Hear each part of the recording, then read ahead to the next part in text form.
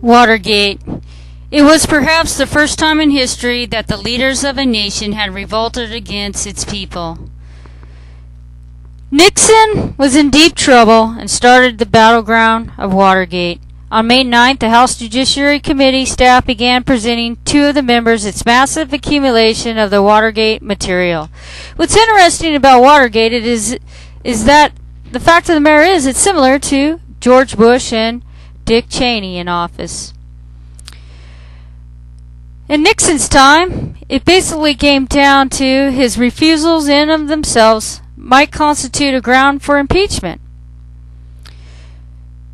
Undermining these signs of decisiveness was the continued insistence that only direct presidential involvement in a crime would be regarded as an impeachable offense in the House. Congressmen demanded to see the smoking gun. They wanted to be shown the hand in the cookie jar. The Judiciary Committee was considered the lynch mob. Sounds familiar, 2007. The official investigations seemed beset by semi-tropical torpor, the newspaper reported in its weekly news summary, Time. For more than 2 years, the founding fathers of our governments have set up a system to help capture the ones that don't want to follow the Constitution, even our born leaders. So for over 2 years, there have been serious allegations by people of good faith and sound intelligence, and the President, Richard Nixon, has committed grave and systematic violations of the Constitution. The framers of our Constitution had provided an exact measure of President's responsibilities, and they shall be held accountable for their unlawful deeds. Broad maxims of constitutional supremacy had taken command of the impeachment inquiry. At the time of Nixon's impeachment, if we fail to impeach, the people said, we will have left and condoned and unpunished an abuse of power totally without justification. So if the President breaches his oath of office, he should not be removed, some would argue. But others had better arguments. My faith in the Constitution is whole. It is complete. It is total, and I'm not going to sit here and be idle and a spectator to the diminution, the subversion, and the destruction of the Constitution. On July 27th, the Judiciary Committee voted 27-11, 6 Republicans joining all 21 Democrats to impeach Richard Nixon on the grounds that he and his agents had prevented, obstructed, and impeded the administration of justice, in violation of his constitutional oath faithfully to execute the office of the President of the United States and to the best of his ability preserve, protect, and defend the Constitution of the United States, and in violation of his constitutional duty to take care that the laws be faithfully executed. Violating the constitutional rights of citizens, impairing the due and proper administration of justice, and the conduct of lawful inquiries is an impeachable charge, along with the illegal wiretaps, the sinister White House spies, the attempted use of the IRS to punish political opponents, and the abuse of the CIA, all taking place under George Bush's leadership as well. Vague for impeachment now became part of the President's impeachable failure to abide by his constitutional oath to carry out his constitutional duty. Lastly, on July 30th, the Judiciary Committee, to protect some future impeachment inquiry from a repetition of Nixon's defiance, voted 21-17 to impeach him for refusing to comply with the committee's subpoenas.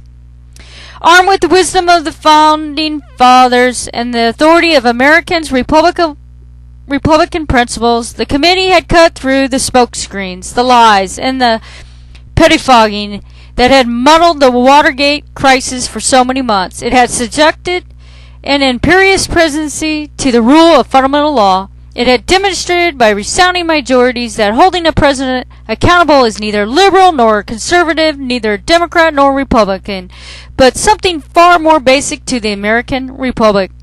For months, the forces of evasion had claimed the impeachment would tear the country apart. Sounds familiar? 2007, all representatives telling the American people not to promote and sign up for the petition for impeachment of George Bush and Dick Cheney. At least I received mine from my own representatives. But now the country was united more than ever. The impeachment inquiry had sounded the choirs of deepest patriotism, and Americans responded, it seemed to me, with quite pride in their country and themselves, said one American during the impeachment proceedings against Nixon. The Supreme Court had ordered the president to surrender 64 taped conversations subpoenaed by the Watergate. Nixon knew the court had signed the death warrant. President discussing detailed preparations for the cover-up with his chief of staff. They showed the president and his henchmen discussing how to use the CIA to block the FBI, which was coming dangerously close to the White House. The president had told nothing but lies about Watergate for 26 months. We're almost 6 years of President Bush and Dick Cheney.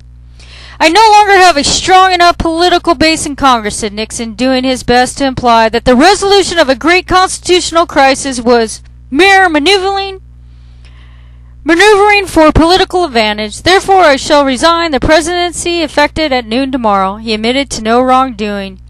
If he had made mistakes of judgment, they were made in what I believed at the time to be in the best interests of the nation. Sounds familiar? George Bush, Dick Cheney.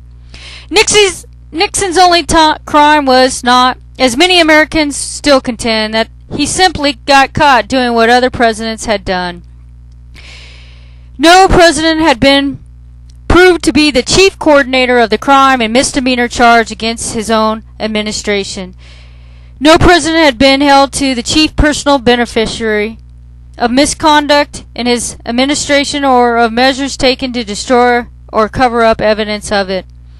The malfeasance and misdemeanor had led no confessed ideological purpose, no constitutionally subversive ends. No president has been accused of extensively subverting and secretly using established government agencies to defame, discredit political opponents and critics, to obstruct justice, to conceal misconduct and protect criminals, or to deprive citizens of their rights and liberties. No president has been accused of creating secret investigative units to engage in covert and unlawful activities against private citizens and their rights. George Bush and Dick Cheney need to resign.